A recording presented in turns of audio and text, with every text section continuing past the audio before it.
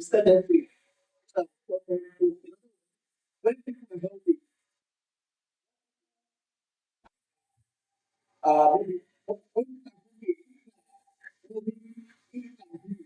maybe when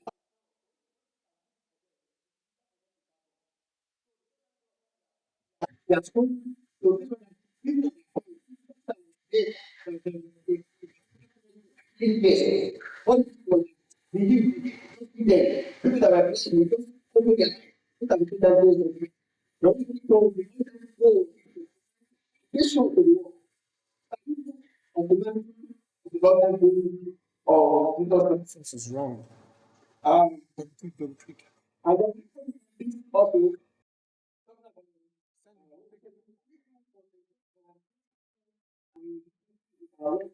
object it's 3 months, it's 5 hours. So in the of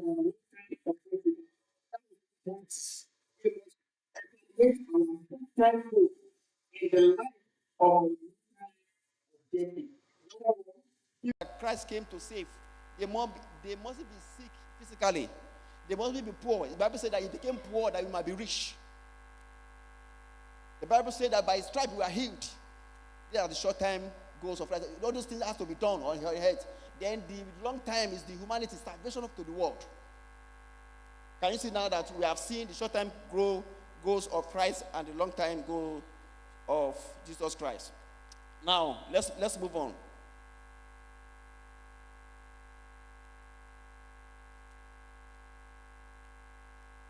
Jesus here underscored the importance of evaluation, just as we will assess a project before starting.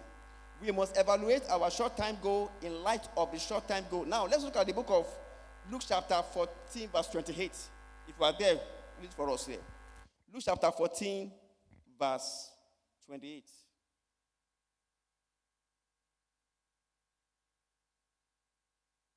Luke 14, verse 28, if you are there. Enough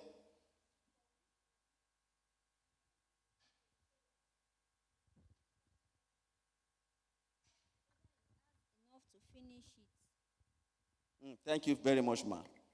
Christ is asking us here now. For some of us are always in a haste to do things. The reason why many of us have not been able to achieve anything in life or anything tangible, like, okay, this one, is because we are always in a haste. We want to do it now. We want to achieve this one now. And that's why it's not going to happen like that. It's not going to happen like that. And that's the reason why we read that place. Christ is asking us a very, very important question here. He said, for which of you intending to build a tower, seated not down first, and counted the cost, whether he have sufficient to finish it. Whatever it is that you want to venture into in this year 2025, you want to do a business. You want to become estate, I got to call it now, this real estate manager, whatever it is now. The first, our short-term goal should be that what? We should go and maybe take a course in that line. Go for training. You want to become real estate manager, whatever it is you want to do. You want to become a medical doctor. You do what? You make sure that you pass your exam. These are the short-term goals. You have to plan very well. Plan the course. And then the revenue that will be supporting, that will be funding your schooling must be intact. You have to plan everything. Some people today, I've heard people that when they were in school, they just have to drop out because there was no support system for them.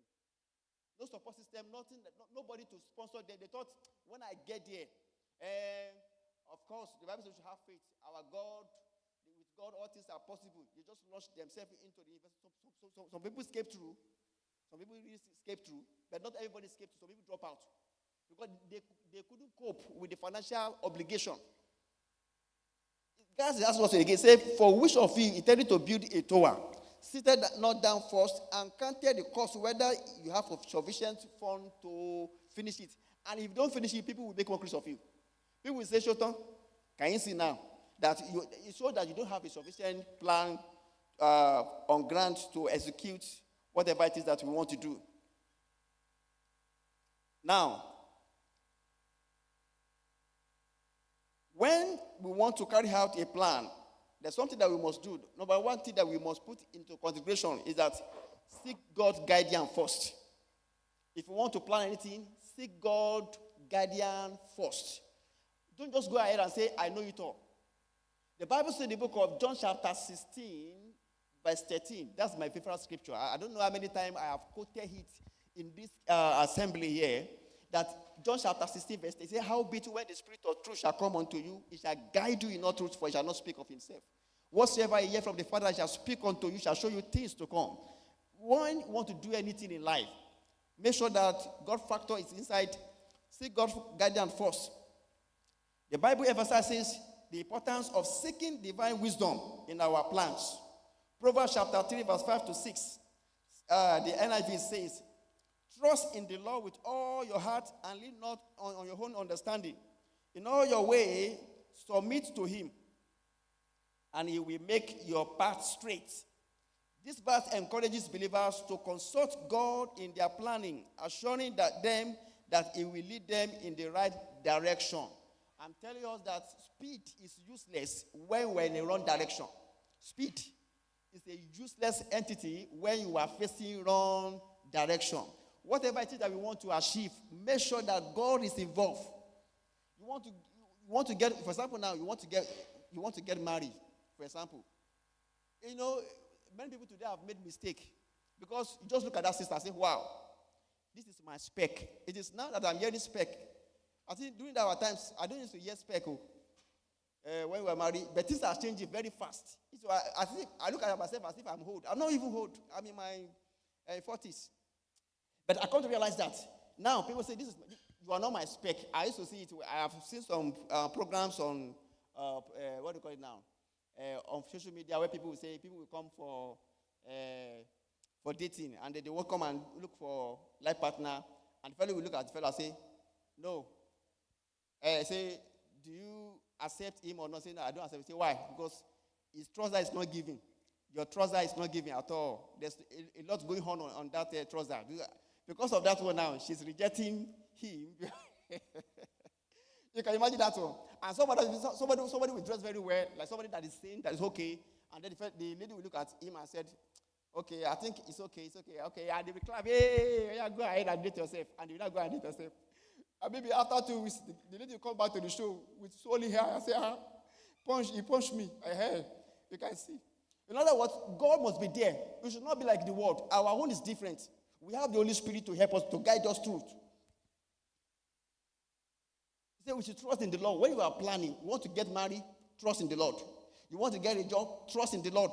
Make sure that God factor is there. Seek God first to guide you to plan. Then, when it comes to course, you want to go to the university, you want to show any course, let God himself guide you through. The number 2 that to consider is that you have to consider the cost. Consider the cost.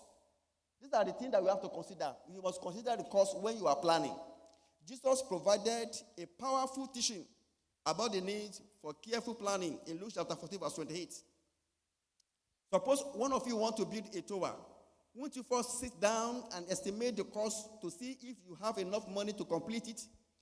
For if you lay the foundation and you are not able to finish it, everyone who sees it will ridicule you. This passage highlights the importance of assessing one's resources and capability before embarking on new endeavors. Look, if my pastor has approved my marriage, and I look at myself, and I know that I'm not capable financially, I will not venture into it. On Sunday, I was congratulating the single ones among us here. I said, congratulations. I said, if you have not married, congratulations. Please, whatever you want to achieve now, go ahead and achieve them. Whatever you think that you can achieve now, go ahead and, especially if you don't have children yet, whatever you want to achieve, go ahead and achieve now. Or like one of my pastors said something. He said, if people come to him for marriage, one of the things that he used to say is that, do you have a suit? If you say yes, we take it. Do you have accommodation? If you say yes, we take it. Oh yeah. Do you have 3 things? Then the third one, that, do you have a job? How much are you collecting? 10K. He said, you take it. Yeah, go ahead and do it. I look at it, so 10K. So if you have those 3 factors, my pastor, one of my pastors, he said he will approve it. Even though you are collecting 10K, if you are, it's small. But as a brother, yourself, you know. Now that you are bringing a woman into your life, are you able to take care of her? Will you be able to take care of her? Will your income, take care of your house rent?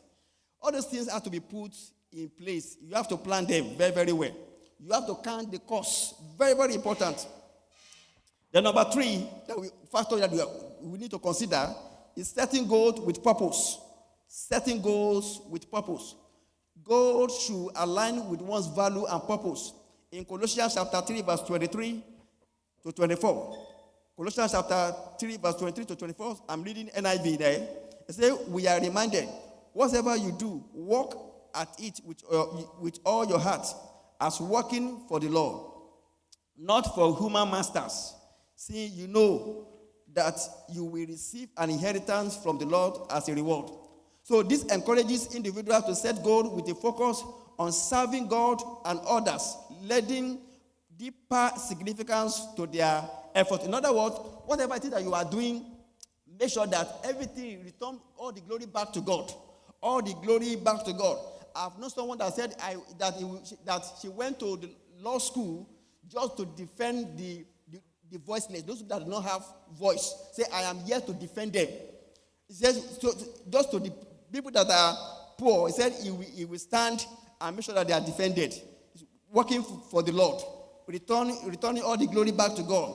Then, how can we achieve short-time and long-time goals? How can we achieve short-time goals now? So short-time goals typically span days to a few months. When we talk about short-time goals, it spans days to a few months. There are stepping stones towards larger ambition. Planning effectively for short-time goals involves, number 1, specificity. Clearly define what you aim to achieve. You have to specify it. Specificity is very, very important. Know what you want to achieve. I want to get this done. Make sure that thing, just write it down. I want to become a certified so this year. Make sure you specify it out. You spell it out. Clarify, clearly define what you aim to achieve. How to achieve short-term goal. Now, I want to go to the university. I have to go and register myself in a particular tutorial. It's because I want to pass that exam. I need to pass it for me to enter into the university. Short-term goal. Then, we call what they call measurability. Establish metric to track progress. We must establish metric to track progress. In other words, when you have written exam, whatever you are doing, are you making progress?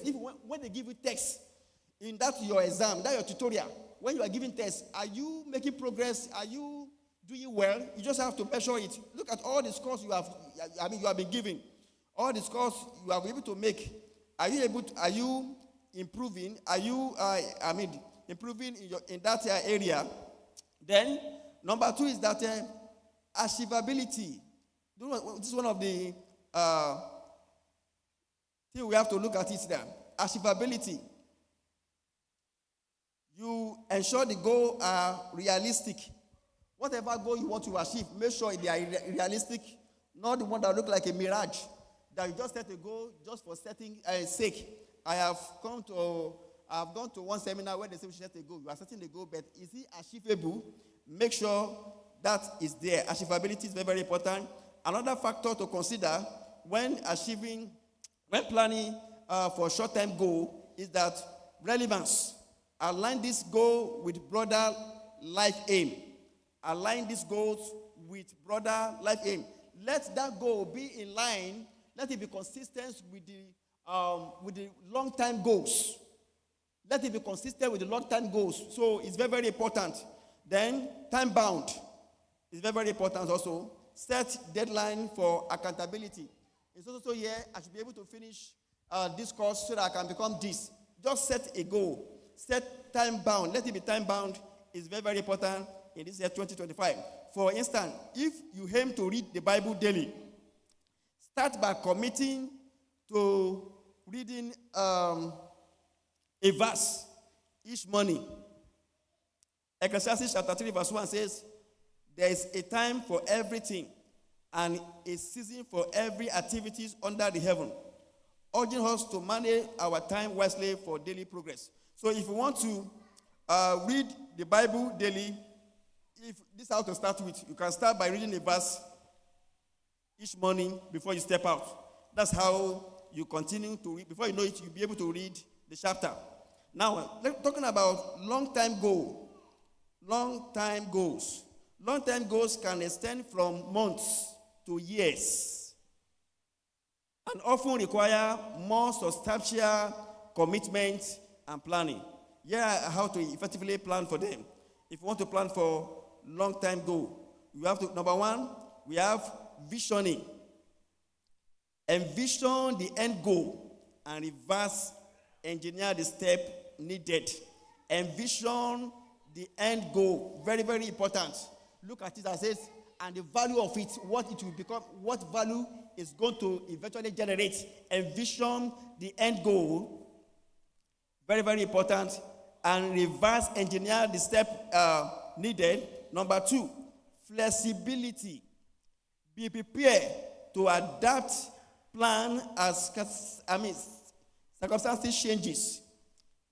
Be prepared. Flexibility. Number two, be prepared to adapt plans as circumstances changes. Proverbs chapter 16 verse 9 states that in their heart, women plan their course, but the Lord established their steps. In other words, when you are planning for a long time goal, you have to be flexible in your planning. In other words, you have to be flexible based on the circumstances. You must be able to navigate your way, your plan through. So because of circumstances, we must not be stopped on the way, because economics of Nigeria is not moving forward now. So because of that, it will not determine, it will not stop our plan. We should be able to be flexible in our planning. Okay, during the COVID-19, they said no church. Thank God for a long time plan. You know our daddy. I so much appreciate the plans of the church. Oh, they said no more physical gathering during COVID-19, because then they said social distances and all that. And then there was a time that before they even brought about social distances, they canceled physical gathering. And then what do we do? Online program. We went to online program, right? And one of the bishops, I will not mention the name of the bishop, quickly went to do this code, this USSD code for offering. Because he knows that now that you are not gathering physically, the offering might not be able to, and the tithe will not be able to enter USSD. And when one of the bloggers just can say, I do today, you just went to go and generate, you started blasting him seriously. The man was smart. He was so proactive, very flexible. That was Bishop Oyedepo. So even though you are not gathering physically,